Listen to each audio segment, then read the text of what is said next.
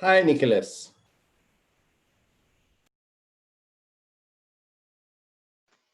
How you doing? Professor? How are you? Are you? I'm good, thanks, and yourself? We're waiting for other students. At least two of you should be here to enter the course. How about the last week? LE learning engagement was hard or not easy? No, it was straightforward. It was very.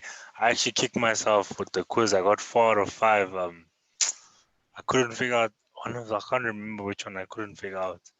But Mm. yeah, the learning engagement was fairly simple.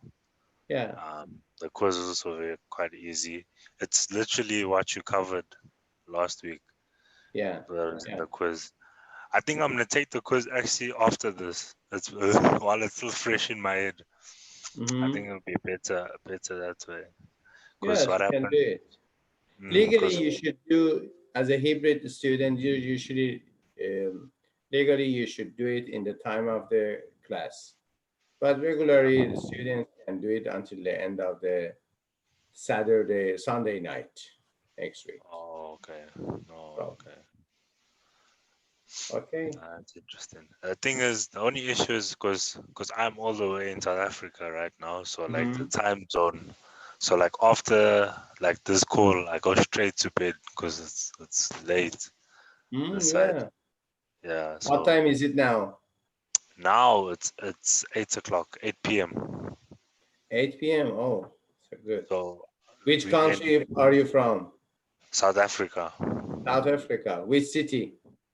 Durban. Yeah, I've never gone to South Africa, but I have heard a lot about its beauty and nature, yeah, no, natural beauty. yeah, no. It's a in terms of nature, it's a very beautiful country, Yeah. but obviously from economic standpoint, not the greatest. Mm. Uh, you're not gonna come here. You won't come here for business opportunity. It's purely obviously vacation Yeah. purposes and all those things. But yeah, but it is a beautiful country and all. Um, I wanted to talk to you about something next week. Next week, I'm not too sure if I'll be able to attend Zoom lessons because there's a thing in South Africa. Mm-hmm. It's called load shedding. So I don't know if you've heard about it. You can look it up. I can try and send some sort of information. Basically, it's a power saving system. So for like 2 hours in each section, we don't have electricity. So Oh. I don't have the times yet, but in the past, it's always been Mm. from like 8 to 10 or 7 to 9. So that might interfere with my Zoom lessons.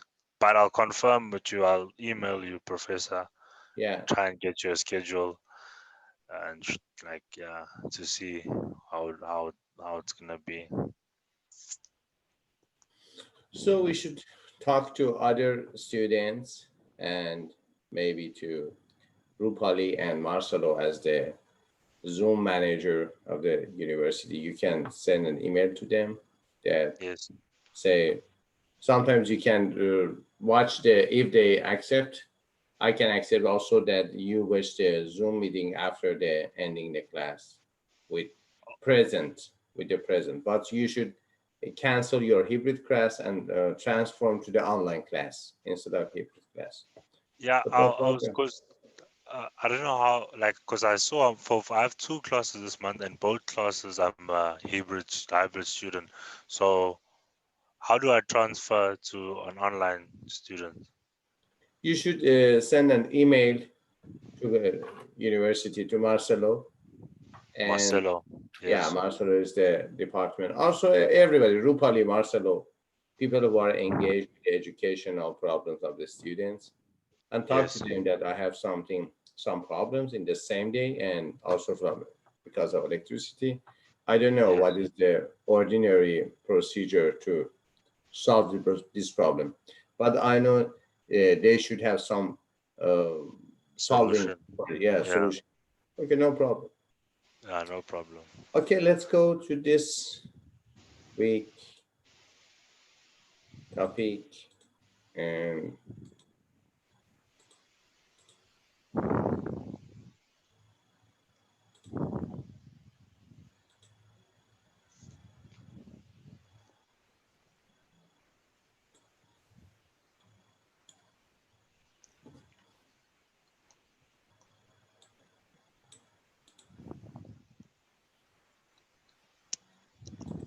this week, if we have enough time, we will talk about two chapters, chapter 3 and chapter 4. I prefer to complete one chapter instead of incomplete two chapters. It's better. Yes. Yeah. And chapter 3 talks about early theories of modern leadership. At first, I have a question. How do you think about the meaning of modern leadership? Is there any type of ancient leadership, old leadership, pre-modern leadership, and sometimes post-modern leadership? How do you think about the phrase of modern leadership? What is the Um, accent of modern in this phrase? I think there is a difference, and if I have to try and give an example of my own for past leader, I think past leadership was more definitely on the dictatorship side, autocratic side, and it was generally like the stronger guys. It was a very biased thing, you know. It wasn't, you know, like let's say you strong, you big, you our leader, we follow you, you know, or you beat everyone. Yeah, it was more of a yeah, it was like a physical thing. So sort of like, whereas modern leadership could be so many different things. You can get Mhm. leadership from someone's intellectual ability, not just their physical ability. You can get by the way they speak, by their intelligence, and so yeah, that's in my if I that's what comes to mind when I think of modern leadership and obviously past leadership. For example, in your country, after overcoming apartheid by Nelson Mandela, do you know Yeah. Nelson Mandela as a modern leader or no, an old-fashioned leader? How do you think about this hero? It's actually a tough one. I think we would. Maybe it could even be a bit of both. You never know because although his approach was very in my opinion his approach was very like an old school leader. He was there. He Uh-huh. was leading people. Um, he was their voice basically. He was a voice for a lot of people. Mhm. But he was also he was also aware of his capabilities. Like Nelson Mandela knew that he wasn't fit to be president Mm. because he just wasn't. He because of the oppression in the past, like he was deprived of certain things. Of it, he wasn't educated enough, basically. So he Yeah. knew that. He even went on and said that basically, in just to summarize it, he said to like the people of color in the country, don't get rid of the white man, keep Yes. him next to us, let him teach us how to run the country Yes. because he knew his capabilities. So that's like he's a bit of both, in my opinion. He is kind of a modern leader, but he had that ability to identify that, okay, I've run my race. Now I got my people there. I need to hand it over to someone else to Mhm. continue the reins. Because if we judge in Nelson Mandela, this is ongoing arguments in our country amongst the youth and stuff. He wasn't a good president. He was a good leader. He was a Yeah. good comrade. He was a good activist, but he wasn't a good president at all. He didn't do anything for us Yeah. in terms of his term as a president. So yeah, I didn't but know anything about his period of presidency. Welcome, yeah, Joe. But I think as a protester, as a national leader, as a leader, thinker, more than true. everything, as a thinker, as a success philosopher, political success philosopher, he was great. After those long time of persistency to freedom and to overcome without any violence against apartheid and other problems in South Africa, I think he was great. But as you say, maybe he was not so good president, but he was a very good intellectual and philosophical and also practical as a revolution in apartheid and against apartheid. He was great. Okay, thank you for your information. Our learning objectives are identified in three major areas in the study of leadership and their contributions to modern leadership. When we are talking about modern leadership, we're talking about the science base and academic base and study base leadership. Yes, leadership is not the topic of modern age. We have the age of leadership at the same long as the human history, human written history. Honestly, if you want to talk about the human history, you should talk about the history of leadership. Why? Because history is about winners and losers. And who has written the history? The losers. Why? Because of survival. History about the civilization, about the fights, about the overcoming, about the warriors and other hero people, not about the ordinary people. You can read a lot of history books and you didn't find any detailed information about the ordinary people, detailed information about the heroes, about the charismatic leaderships. Because of that, leadership has a long history as the history of uh, human beings. But when we are talking about the iconic and ironic concept of modern leadership, it is very iconic, very sharp, and very ironic. It is very amusing with a lot of ambiguity. When we are talking about leadership, modern leadership, we are talking about defining the features and the procedures successful leaders are using in their leadership time. Explain the methods, results, shortcomings, and contributions of the trait and behavioral approach to leadership and identify their impact on current approaches. We have three approaches here: trait approach to leadership, behavioral approach to leadership, and contingency approach to leadership, and present the principles of contingency approach to leadership. And finally, our objective in this course for the next 2 hours is discuss the most significant early theories of leadership and their implication for current theory and practice of leadership. Okay, as I said to you, we have as a science, as an academic base, an evidence-based approach to leadership, we have three leadership style, three approach to leadership. At first, the trait era that focus on leaders' personality. It assumes that leadership is a mother-born trait, a genetic trait, and it's a trait. You cannot acquire the features needed for good leadership. It is called trait era, about the leader personality between 118 to 1940s. And after that, with the emerging the behavioral approach to human being, which is basically in psychology after 1920, between 1920 to 1970, the dominant approach in psychology, especially in psychotherapy, was shaping behavior, so-called behaviorism. And as a therapeutic approach, it was called behavior therapy. Also, it is now very popular. But for example, there is a major field in psychology in California. It is called, I think, yes, ABA, the major of ABA. It is Applied Behavioral Analysis. It's a course, it's a professional course for psychologists to work with the children, with adolescents, and other people. So behavioral therapy and behaviorism is currently one of the greatest approaches to how to shape human behaviors, human thinking, human feelings, especially in human behavior as measurable and observable components of mind.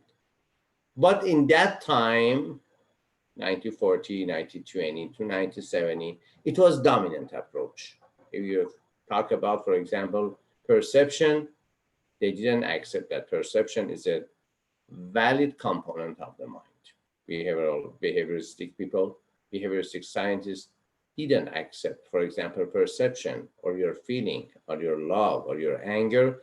They didn't accept, and if they accept, they didn't observe and study, for example, anger as an emotional component. They look at the anger, they look at the fear, they look at the stress, they look at the anxiety, even look at the calmness, even look at the serenity, even look at the happiness as an observable and measurable component of mind. There is nothing behind their behavior, behavior says. And after that, after 1970, there was a good and wise, wisdom-based approach to human behavior, which is a combination between some part is genetic, trait-based, family-based, culture-based. Some part is you can shape your behavior, change is possible. Also, it is not very easy, but it is simple. You can change with a hard work, with a good plan, and other parts. And other parts, especially now in Stanford and some of the other high-level, high-ranking universities, we have some courses about the affective science. Affective science is the science of emotion, science of feeling. In Stanford, it is not a course. In Stanford, it is a department. Stanford has 5 departments. Stanford Department of Psychology have 5 groups. One of the major groups in Stanford University Department of Psychology is so-called affective science. Because of that, today, emotion, affect, mood are very important in the looking at, in the watching for human being behaviors. The contingency era, early 1960s to just now, focus on understanding both leader and leadership situation. What are the assumptions of trait era? And what are the findings? For every branch of science, we have some pre-assumptions. For example, can you say me some of the basic assumptions of management as a science? What are the pillars, basic pillars of management that other parts of management as a science, not as a skill? Management is not a skill. Yes, you should know some skills to manage yourself and manage other people. And you should have a very, very basic, simple definition of management. Management is the art of administration. Okay, that's good. But what are the basic assumptions of management? For example, do you know who is the founder of scientific management? Joey or Nicholas? Who is the founder of basic scientific management? Okay. His name is Taylor, Professor Taylor. Taylor is the founder of scientific management. He studies, he investigates, he research about the principles of management and some of the philosophical minds from Marx and other work thinkers, because Marx is someone between working thinkers, people who think about the psychology, about the sociology of workplace and economy. Marx is one of the greatest thinkers, or Hegel, and also some people in America and in psychological and sociological part. But the first man who approved some pillars, some pre-assumptions for management was Taylor. Taylor is called the founder or the father of scientific or modern management. Okay, if you were Taylor, what the basic principles you assumed for a successful management? Is there anything in your mind? No problem, say me. If you wanted to shape the scientific management, what was in your mind to tell us about the pre-assumptions about the management, scientific management, modern management? For example, I can ask you some questions and you answer me about your defaults, about your pre-assumptions in your mind. One, is management a topic of organizations or no, a topic of people?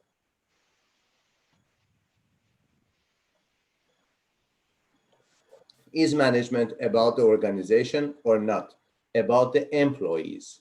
When we talk people in organization, consider employees, co-workers. We should look at the management as the science for whole organization or no. We should talk about the management in the order of single people as our co-workers, as our employees, as our staff, as our other different level management. How do you think? It is the basic part, basic assignment, basic component of modern management. Joy, how do you think? If I was a manager, how would I would look at the employees? Yes. How would If it- you want to have some I would look at them, assumptions. I would look at them as like my staff, Mhm. maybe not so much my coworkers. Only staffs. Yeah, I think so. And Nicholas, Um, I think do you think, simply speaking, do you think that a manager should consider his job, his duty for organizing and managing an organization as a whole or not? He or she should consider personal traits, individual differences, and personal and character strengths and virtues in his or her management style. Yes. Is no. management, is organization better and higher than person or no? Organization, when organization is successful, that its members, its employees, its co-workers will be happy, will be efficient, will be a strength-based life. Which is your approach? I think the organization will come first, in my opinion. Mhm. Purely on the So the fact that outcome of organization and the profit as benefit of organization is for you more important than the individual feelings or growth in your organization as a manager, not as a human. As a human, yes, you should consider everybody individual by individual, I know. But as a manager, you prefer to concentrate your force, your thinking on the outcome and the profit and benefit of organization. It's right? um, uh, definitely, I think as a manager, your organization, you should that should be the most important thing, because if people are always going to be indifferent about things, wherever you Mhm. are, there are always going to be disagreements and have their own opinions. So, if for me to be worrying about making sure that everyone's on the same page and everyone is feeling okay, is this going to be time consuming, and then we don't end up achieving what we need to achieve. So, I think it's as a manager, it's important that we all have a common goal and the organization comes first. There's that understanding that I'm not coming first as a manager, but the organization is coming first. So all of you guys, whatever feelings you guys are feeling, it's fine, but this needs to be done. At the end of the day, I can't worry about holding your hand and making sure you're okay and all those things there. It's a matter of, at the end of the day, work needs to be done. So I think the Mhm. organization will come first for me as a manager. Okay, I think great. it'll be more of a leader's job to make sure his people are okay and check their emotional states and all Yeah. those things. Not more of a manager. We will talk about it and discuss about your idea. It is very crucial, very fundamental, but not complete. How do you think, Joy? I think I agree with Nicholas. I'm trying to think because I was a manager for a shop for about 5 years, Mhm. and it was my job to make sure that everything was running smoothly, like on the register to make sure the money was fine, like in the back. And then secondary was to make sure that the employees were doing what they were doing, but I did have somebody on the floor to make sure that they were fine. Mhm. So when I think about it that way, I think it's, I guess, my job first and then my employees second, because I Yeah, have somebody else to do that for me. because as a manager, your employees, your coworkers, as some details, some components of your major job. Mhm. As a manager at first, also, sometimes people say that it is not very humanistic, very um, kind approach. Yes, I know. But as a manager, at first, the profit and benefit of your organization is the first ranking. Yes, but we will talk about this during the next weeks. That it is related to the size and goal of your company. If your company is very huge, yes, people are very more important. Why? Because when it is very huge, a negative vibe, a negative attitude to the management can destroy everything. Mhm. And it is like a breeze. And after that, it will be wind. And after that, it will be storm. So in contrast, that ordinary people think that, yes, when, for example, our company has 20 employees, we should pay attention to the employees. No, scientifically, this is in contrast. When company is very, very huge,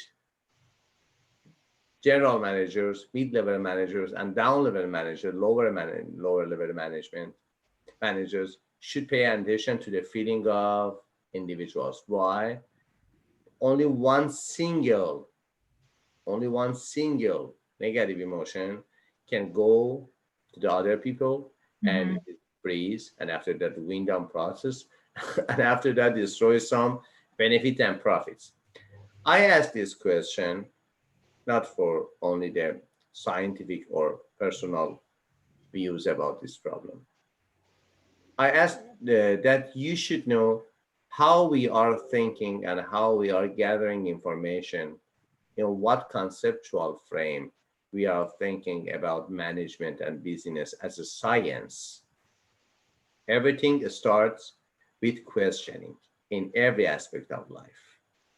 If you want to have some good and never ending improvement, questioning is very basic, very, very basic. If you cannot have good questions, you cannot have you cannot find good answers. And answers is equal to the solutions, to the ideas, to the creativity. Everything begins with good questioning, right questioning. And questioning is a skill. In coaching, one of the greatest coaching skills is coaching questions. It is called power questioning. Highly recommended because you are so young, and it is very good skill for you for the end of your life and end of your business, family life, love life even, that reading and studying about this phrase, power questions. Power questions, you can find it in the internet, several books, several articles, several sites, are the questions that guide you to thinking more efficiently, more powerfully, not dominantly, powerful for yourself. It is called, in coaching, it is called power questions. Thank you. Trade area, what are the assumptions? Leaders are born. So old fashioned attitude to leadership. Leaders have special characteristics and traits, not general. Where they are like the kings. They are not leaders. Um, Nicholas, talk about Mr. Mandela and send something that I didn't know. That says something that was interesting for me. That Mandela was a great leader, but was not a great president. Why? Because we think some special characteristics and traits should be for each type of leadership or management. Also, it is the trait approach to leadership. Leaders and followers have different traits. You see the line of power here. Ordinary people, special people, kings, queens, and other people. Different traits. Is it humanistic? Yes, why not? Because it is not about the human rights. It is about the human potentials. Human rights is something else. Human rights that we, with different potentials, with different strengths, with different virtues, have the same rights. It is the human rights. But is it true that we can talk about the human beings, that human beings has different strengths and different virtues and different potentials? Yes, because we are human beings.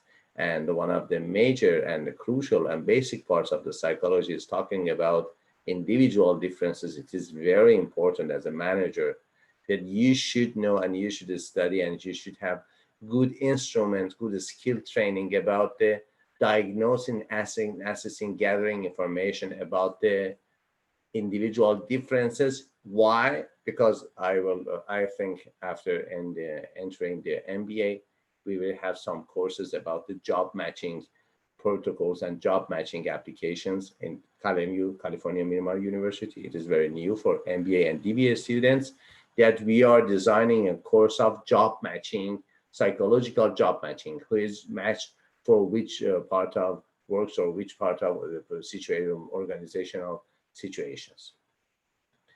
But some findings against the assumptions of trait approach to leadership. At first, we say leaders are born. Finding says no single trait or set of traits clearly define leaders. Is there any, for example, charismatic leaders, when we are talking about charismatic leaders or talkative leaders or powerful leaders or dominant leaders or influencing leaders or supportive leader or coordinative leaders? We can have a lot of different types of leadership. We can need a lot of different traits.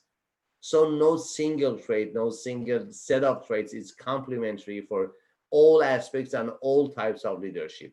It is related to the area you are leading. Are you leading your family? Some traits is needed for family leadership.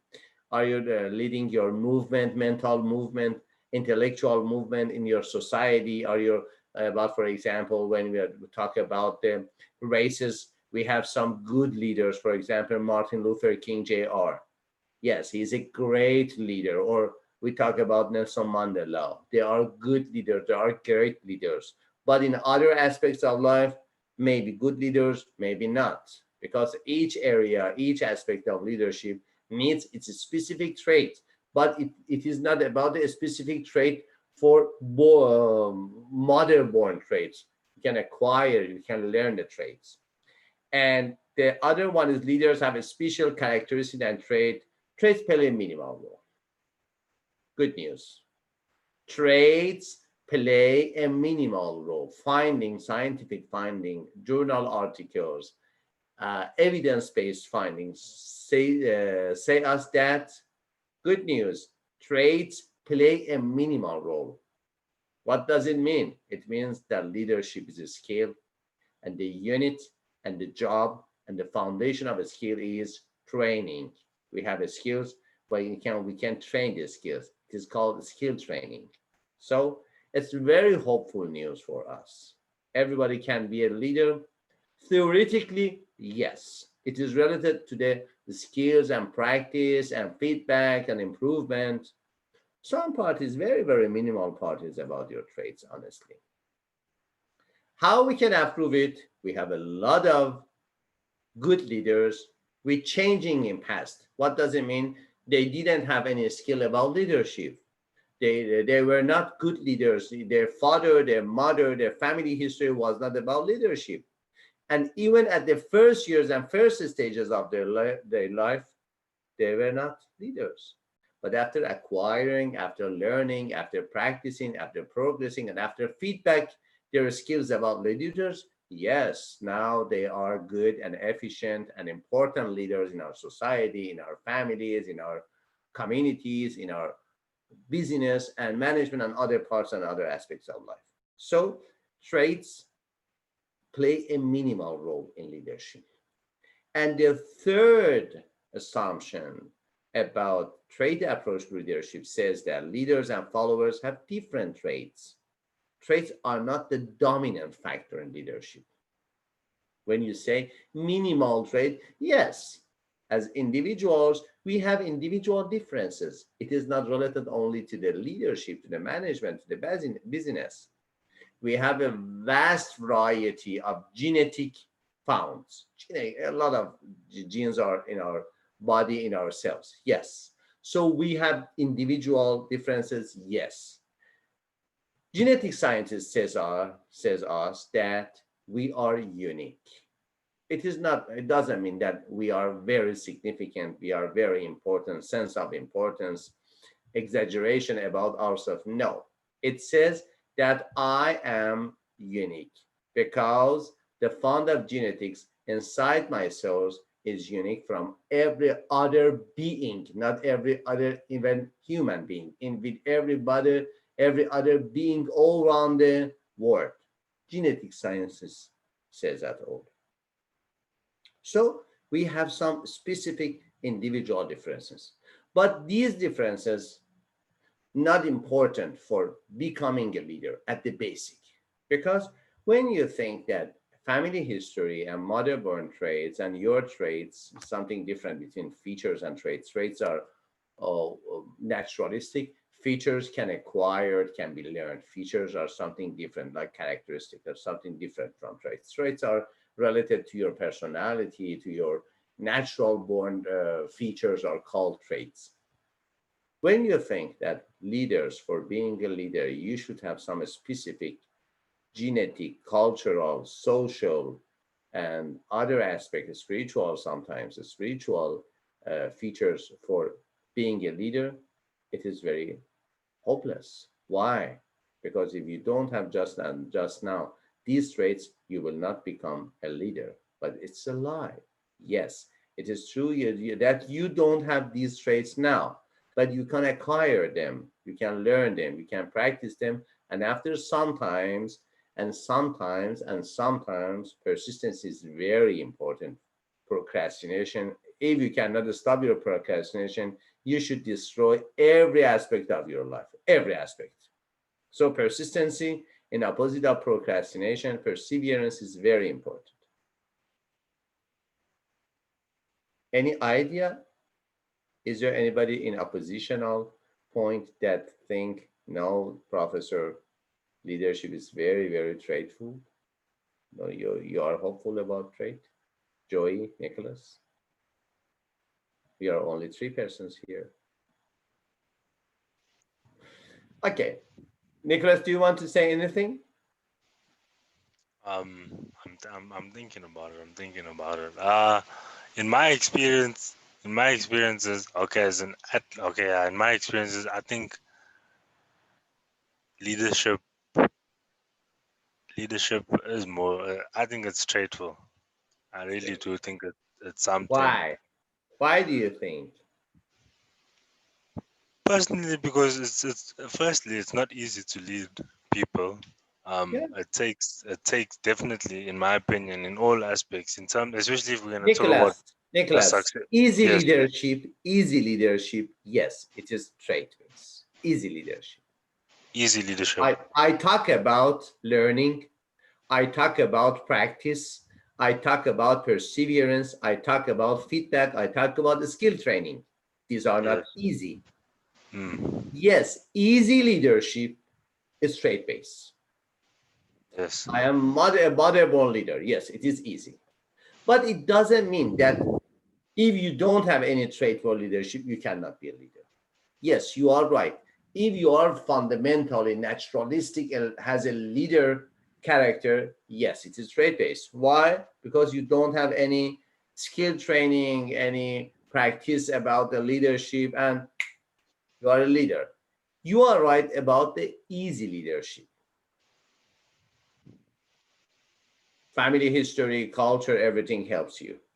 But I think also, and not I, science of management and leadership says that, yes, if you have good traits for everything, for example, easy singer, if you are a black man or woman, it is very easy for you to be a good singer. A lot of singers are black. I love them. If you are a Hispanic origin, it is originally good for every type of dancing. But it doesn't mean that if I am not black or I am not Hispanic, I cannot be singer or I cannot be dancer. It is not easy for me, yes. Joy, how do you think about it?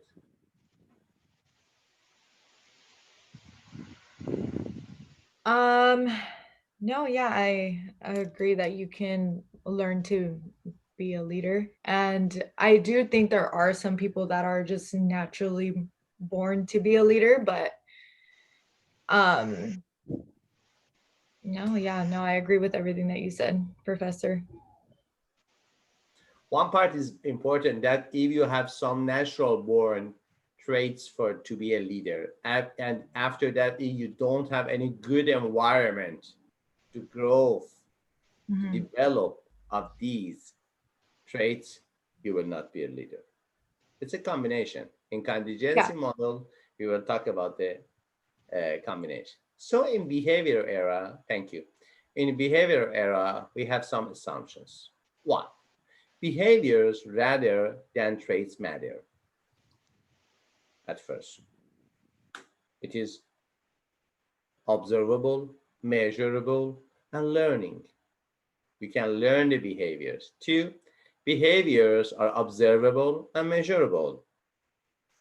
The movement about looking at human being in measurable and observable scales, its root is from physical sciences, for example, chemistry, medicine, physics, not philosophy, not psychology, not sociology, hard sciences.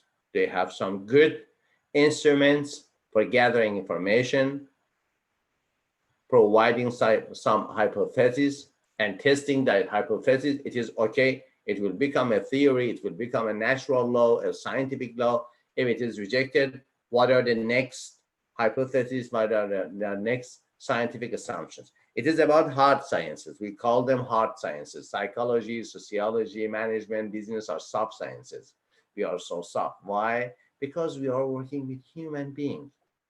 We are not working for with iron, with the space, with machines, with cars, with cell phones. We are working with machines. I, as a psychologist, you as the manager, as the leader, as the businessman or woman, will work honestly. Basically, you will work with people in every aspect. Psychological aspect, sociological aspect, managerial aspect, organizational aspect, industrial aspect. In every aspect, these are soft sciences. And our skills are called soft skills. Do you know what are the, do you know some titles of soft skills as a manager, as a leader? What are soft skills? Titles. Yes. I have an example. Interpersonal relationships skills is a soft skill.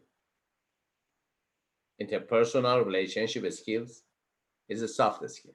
Other, in your organization, what are the major skills you need in the organization as a leader, as a manager? What are the subdivisions, subcategorization of managerial skills?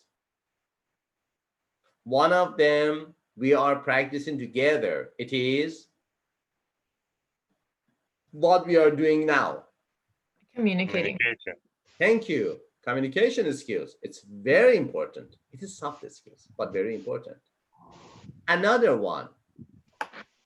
I change my bodies and my hands and move them to transfer the concept I want to transfer to. It is part of, for example, what type of language? It is body language, non-verbal language, but it is language. Very, very important. More important than verbal language. Other parts, stress management. what a type of manager you are, that you are yourself under stress and stressful. How Mhm. can you manage other people's and give them confidence and competence if you don't feel confidence and competence inside yourself? You cannot. It's a fake.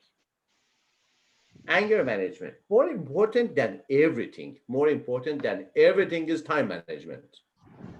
Time management is more important than everything you know in your life. Why? Because the only source of life is time. The only source, the basic source.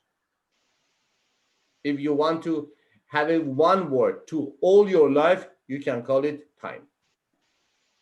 These are soft skills and very important, very academic. You have to take some courses about them. If you want to go, for example, in the industry of coaching, executive coaching, you should know these behaviors and skills. And behaviors can be taught. It's good. Learning.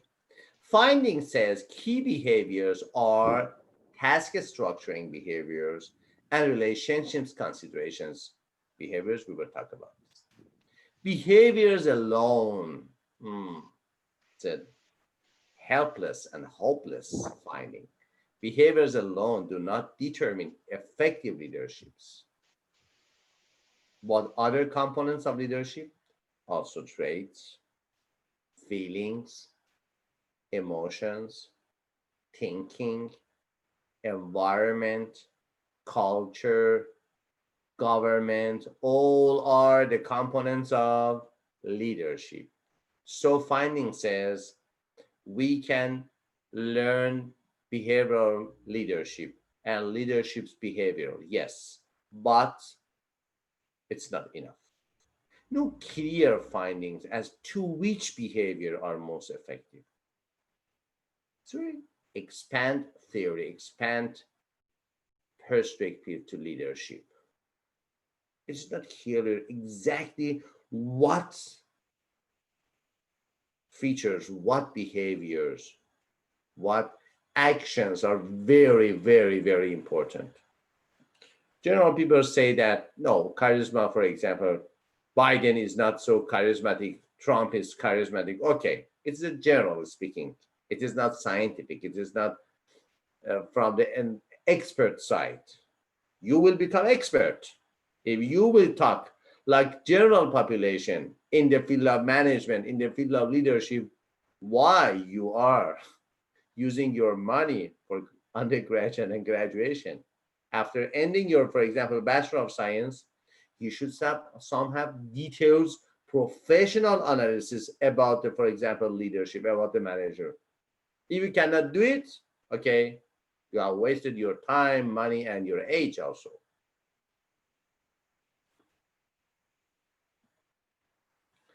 Example of major leadership behaviors. We talk about it that we have two parts. First part is set goals, task structuring, and relationship consideration. In task structuring, at first, you should have some goals. We talk about it, I think, the first week. What were the elements of SMART goals? Do you remember? What were the elements of a SMART goal? SMART. Did you remember? SMART goals. S for specific. M for measurable. A for achievable. R for realistic. And T for timely. These are SMART goals. It's very traditional perspective, and also up to now it is very useful for general thinking about the set goals. What is the major component of set a goal good, set right a goal? The first component is having a goal. If you don't have any goal, what are you setting? In set goals, they said that yes, your goals should be specific, measurable, achievable, realistic, and timely. It is a SMART goal. Clarify expectation. We are talking about the task and the structuring, where we want to go, how we want to go, what is our instrument, what is our role in achieving our goals, what is the role or the prediction of the environmental role in achievement or not achievement the goals. These are about the task structuring. Clarify expectations. One of the greatest phrases that I have heard in my life, and one of the things, honestly, changed a little my attitude to life, was this phrase: positive, powerful expectations. You should have in every aspect of your life positive, powerful, positive expectations. Powerful, positive expectation. Positive expectation are about expectations for becoming, not about not becoming. It is about achievement. It is about going, not stopping, not pausing in your life. It is about what you want in your life, not about what you don't want in your life. If your focal point, your concentration point is on the things you don't like, after sometimes your mind, your thinking, your feelings, your behaviors is at the same direction to reject what you don't want. It is good, yes, but you never receive what you want. At the best scenario, you will reject what you don't want. At the best scenario. Okay? Clarify expectation in the phrase of powerful, positive expectation is very important. Very, very important. The major part of goal setting is positive expectation. In goal setting, you should say, where do you want to go? A lot of people say where they don't want to go. Thank you. But a lot of parts, a lot of locations, a lot of goals are that you don't want to achieve. It is not important. What do you want? As Brian Tracy says, that love what you really love to do. Do what you really love to do. It is very important. Why? Because of your emotion, because of your passion, because of your creativity, because of your perseverance to achieve what you really want to do.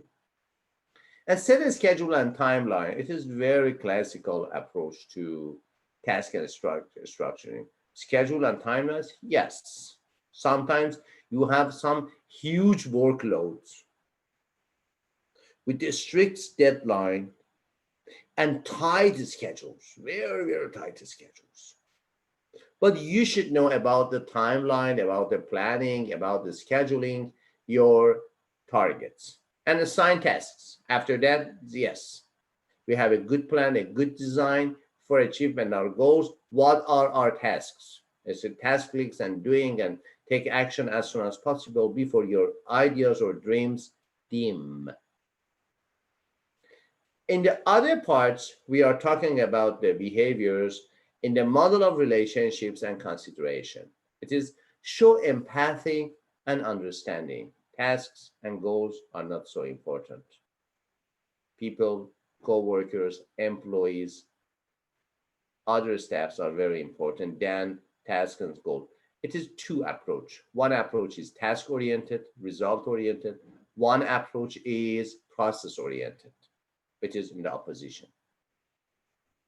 Some people say journey is destination. Why you go to journey? No destination. Yes, I know. After going and after ending the road, I will achieve some location, some destiny. But journey is destination. I want to experience the life as a journey. In the other part, they said, no, it's a joke. It's not important what road you are going, what you are doing daily. You should some specific goals. Both of them are correct, yes, but different approach for different journeys, for different goals. Sometimes journey is destination. It's good. Mindfulness, happiness. Sometimes strict to your goals with no passion, no negative passion, no over positive passion, only going and going and going and reaching, achieve your goal. Each of them has different application, different functions. Show empathy and understanding. It is an influencer. Influencer show very at a high level of empathy to other people. But dominant leaders no. Dominant leaders are task oriented. Be friendly and approachable. Yes, influencing people has a high trust level, a high level of trust to others. Very, very high level of trust. And allow participation. They love to work with each other. Not only one person is leader, one person is manager, one person is general manager, other people are employee. Participation, especially in the modern leadership, especially after COVID, post-COVID management, participation will be very, very more important than pre-COVID. Why?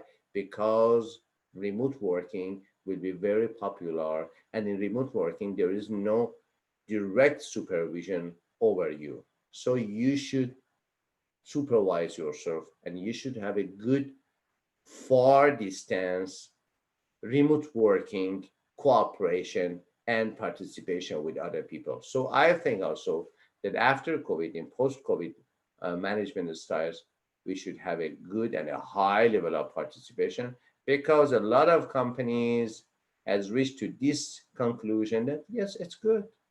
We don't need any extra buildings. We don't need any extra traveling, for example, for our managers. Everything can be do at your home. A lot of things can be do at your home. Like now we are teaching and we are learning from each other in the cyberspace. Why not? Nicholas is in the South Africa. Joy, where do you live?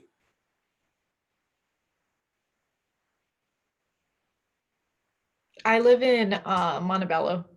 Okay, Joy is in Montebello in California. Nicholas in South Africa with, for example, I think about 8 to 9 hours difference and other parts. But it is possible. It is very effective. Why not? And nurture followers. They training. They make their followers very powerful, very forceful, very effective, more than they have entered the leadership cycle. Okay, it's good. Have a 10 minutes break, and after that, after 15 minutes break, and after that, we will get back to continue the course.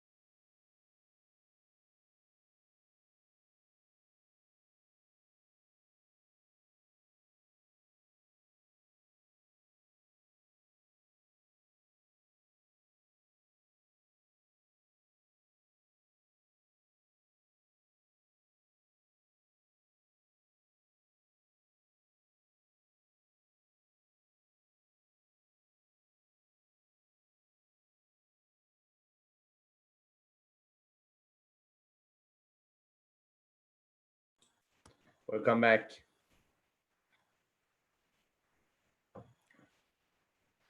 Okay, at the second part of this session, we will talk about the combination of the trait approach to leadership and behavioral approach to leadership.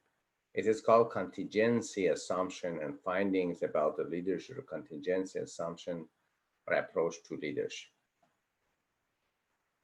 Some assumptions are at first, no one best way to lead. It is conditional leadership, yes. No single final solution, no single final solution. No one best way to lead. We have some conglomerate of different types of leadership styles and leadership skills. Simple traits or behavior alone do not explain or predict leadership. So it is suggesting here that leadership is not only related to the leader.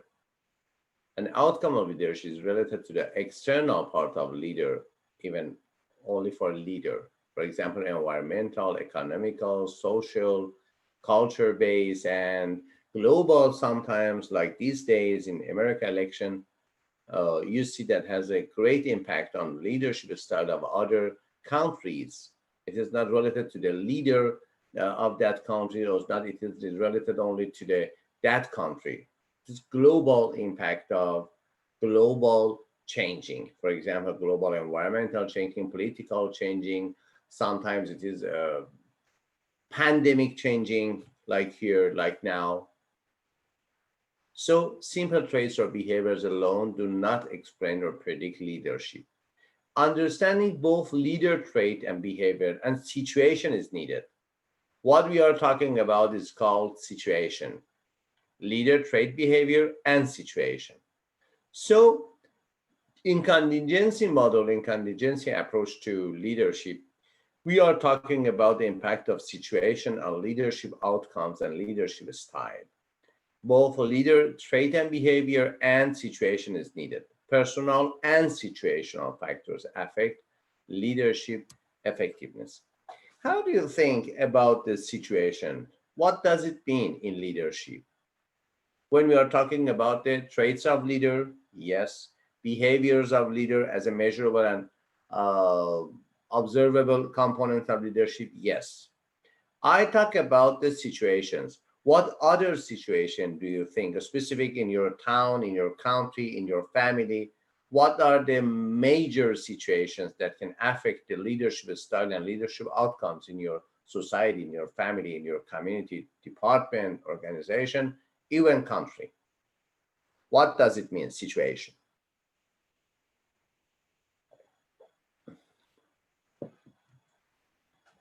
Anything? Situational factors in leadership. For example, you were talking about when you were talking about like environment.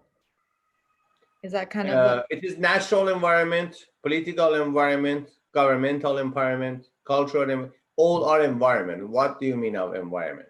Oh, because you said like situational, so I'm assuming like the situation that they're in. No, I guess I don't know. For example, if you want to, I have come several times to Montebello. If you want to change lead the Montebello behaviors about pandemic, I don't know, they obey the orders or not. For example, if you think, or in South Africa or in Irvine, if you want to lead the people's behavior against or for pandemic prevention or broadcasting and expanding the pandemic, what are the situational factors? For example, in Montebello, and after that I will talk about the Irvine, and Nicholas will talk about South Africa. What are the situational factors affect the leadership effectiveness about pandemic, coronavirus? What did you see in your town? Like the mask mandate? Are you talking about something like that? They obey the orders or not? It's split. And they are comfort with obedience or not. They think what an order these are, why we should wear a mask. Mhm.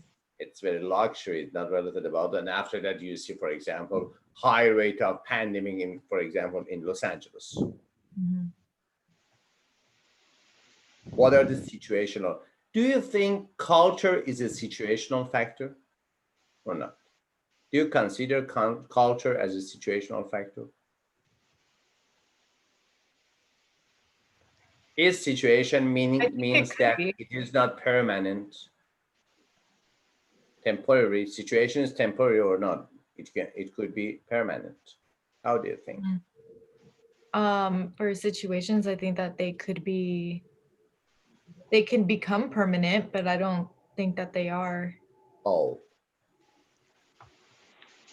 the basic meaning you think situation should not be permanent, is temporary. Because of that, it is called situation, not Mhm. trait, not feature, not condition. It is called situation. Do you think like this, Nicholas, or not? Do you think Um, situation is permanent or not? I don't think situations are permanent. Like it's in the meaning itself. It's a situation. It's something that's happening for a certain period of time, and it'll eventually be over. Like you said, something that's permanent is not gonna change. It's always gonna be there, like a trait or Mhm. something like that. But in terms of the government here and during the COVID, Uh-huh. they were very they were basically following what everyone else did in terms of obviously lockdown, the masks and stuff. But Mhm. what they also did well was because in South Africa we recovered. Our recovery rate is like at 80 something percent. So we went back to level 5. I mean level Mhm. 1. So people could go back to work and stuff. But because there was no work for so long, they were creating more job opportunities for everyone. So yeah, I think that was that was a good like example of how they dealt with that situation and the Yes. aftermath of it. Yes. Mm, And about the cultural differences and environmental differences, it is not related to the money. It is not related to the mm, facilities, medical devices you have in your country or in America or other parts. It is related to something that we call it social investment. Social investment is how much the government, the culture, the religion, the other major parts of socially acceptable, healthy behavior we have invested. For example, it shows that in America, there is no good social investment about the healthy behaviors. Why? Because during coronavirus, a lot of people doesn't obey any order, and they created a catastrophe in some locations, like for example New York or even in Los Angeles. Why? Because they